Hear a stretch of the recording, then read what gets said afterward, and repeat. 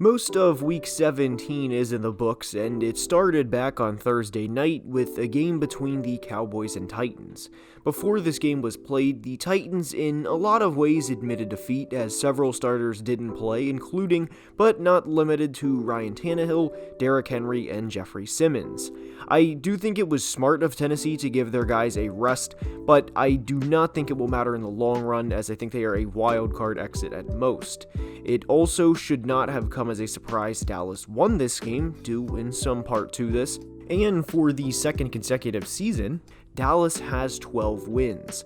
They played 3 games in 12 days, which is never easy, and they have won 6 of their last 7.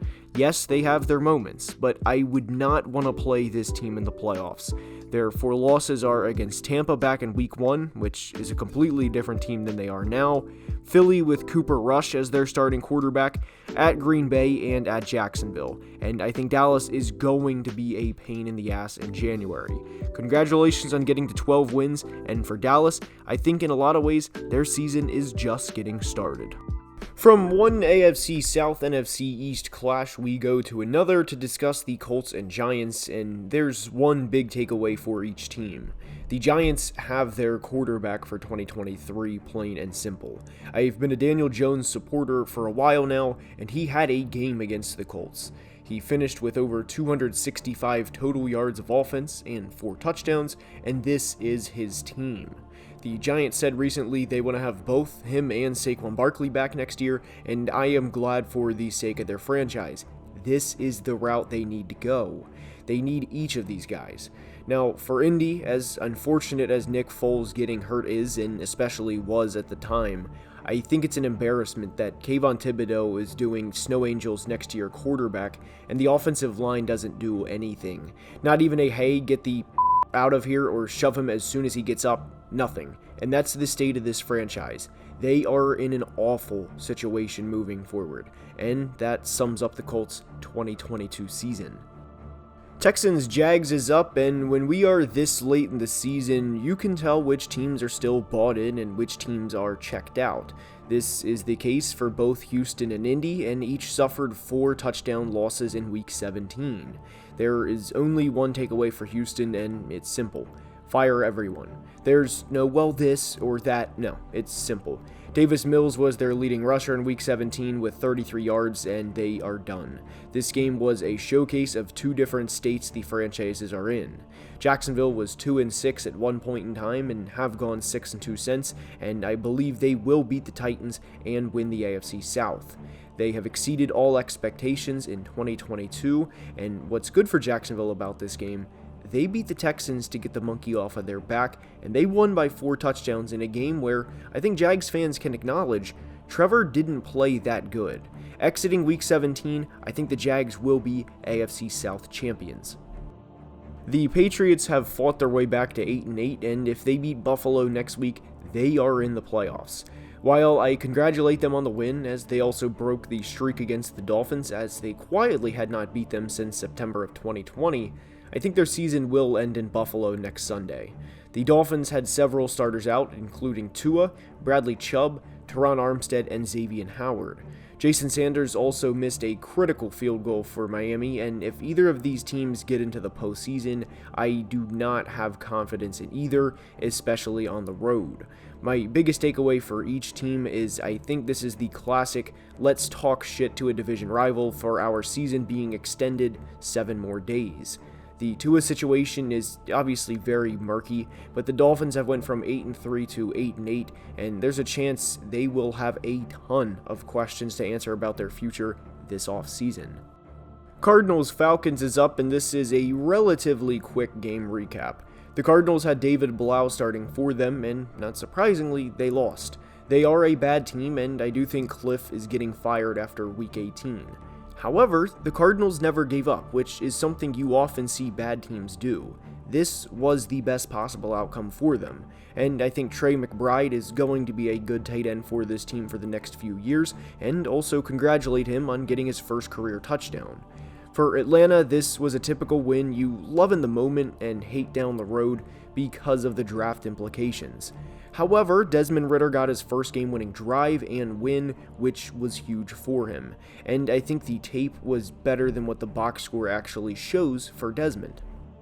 To Kansas City we go to discuss Broncos-Chiefs, and I thought this had all the makings of a trap game for KC, as Denver is 4-12 on the year, and if they could win any game in what has been a shit show of a season, it would have been this one. And if you're a Broncos fan, the Courtland Sutton OPI call will destroy you internally, because there was a good chance they could have won this game.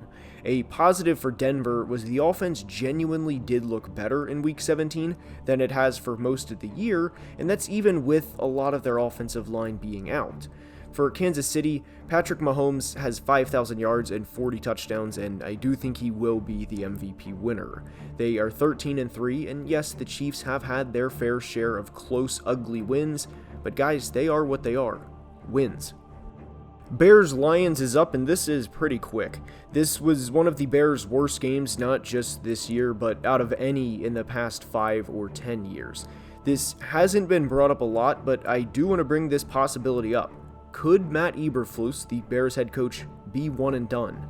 The whole team outside of Justin Fields in the first quarter, after the big 64-yard run, looked atrocious. And I want to credit Detroit for having a performance like this after how they played in Week 16 against Carolina, in which they gave up nearly 600 yards of offense. They battled back and then some and absolutely steamrolled Chicago in what they hope to be the standard for the football team moving forward. From Detroit to the nation's capital, and my biggest takeaway is how bad Carson Wentz is. This was a game Washington needed at home. This wasn't a Week 4 game where, it's a tough loss and, we'll bounce back next week, practice hard, and we'll see you guys next week. I didn't agree nor understand the decision to start Carson Wentz in this game, and it showed countless times. There may be a video at some point on how bad the decisions Wentz makes from a pocket standpoint, and there was a play scenario in particular where he made a very good throw on 4th down to keep not only the drive and game alive, but their season. Then the ensuing play, he throws a deep ball into double coverage for seemingly no reason. Wentz is bad, and 16 of 28 for 143 yards, no touchdowns, and 3 interceptions is your quarterback stat line with the season on the line. For Cleveland, Deshaun played better today despite the 50% completion percentage, and Amari Cooper was a hell of an acquisition. Week 18 for them against Pittsburgh will be very interesting and something to keep an eye on for the Browns, not just for how they close the 2022 season, but what also may be a glance at 2023. To sunny Florida we go to discuss the Panthers-Bucks, and my biggest takeaway, and I think Panthers fans would agree, is they need J.C. Horn in the worst way. I like the Panthers' future, as crazy as that may sound after a loss like this, but this team has rebounded in more ways than one since the firing of Matt Rule several weeks ago. Having J.C. Horn in this game, who has been good all year, makes a massive difference. Bucs receiver Mike Evans had 10 catches for 207 yards and 3 touchdowns, and this was equivalent to a playoff game for both teams. Tom Brady threw for over 430 yards and had a double-digit fourth quarter comeback win. This was huge for Tampa, who has went through their fair share of shit this year, from losses to Carolina and Pittsburgh a couple of months ago, and they are division champs. But I don't think this team goes too far. I will say anything can happen, and we know by counting Tampa's quarterback's rings, but I don't think this team goes that far in January. The Andy Dalton-led Saints beat the Philadelphia Eagles by double digits on Sunday, and I have one big takeaway for the Eagles, and it's simple. Get ready for it because it might be a hot take. Pay Jalen Hurts. If these two games have shown anything, it's Jalen Hurts is an MVP caliber quarterback, and the Eagles have their guy for the next however many years, and they have to pay him, period. The Saints defense played great, and they have won 3 games since their Week 14 bye. Their future is a very unique situation, and that's putting it mildly due to both contracts and not having a first-round pick, but the New Orleans Saints have quietly allowed 38 points over the last 3 games, as in combined. Sure, they were against Desmond Ridder, Deshaun Watson in a snow game, and just overall bad weather game, and Gardner Minshew, but this is how you close a bad season. The New York Jets are 1-6 since their Week 10 bye, with their only win coming over the Bears, who are going to pick in the top 3. There will be a video on the Jets more in depth at some point, but the bottom line is the coaching has to be better, the offensive play calling is bad, and their offense is too. Geno Smith eliminated his former team, and someone will have to reach out on whether or not he wrote back, but what a season for Seattle when you factor in what their expectations were heading into the year. Good team win after losing 4 of 5, and they are big Detroit Lion fans in Week 18. The Battle of LA was clear and obvious, and it was the Chargers who are city champions. The Rams, well, guys, they're a beat-up team, and it showed. They were not as talented in this game as the Chargers were, and that also showed in a big way.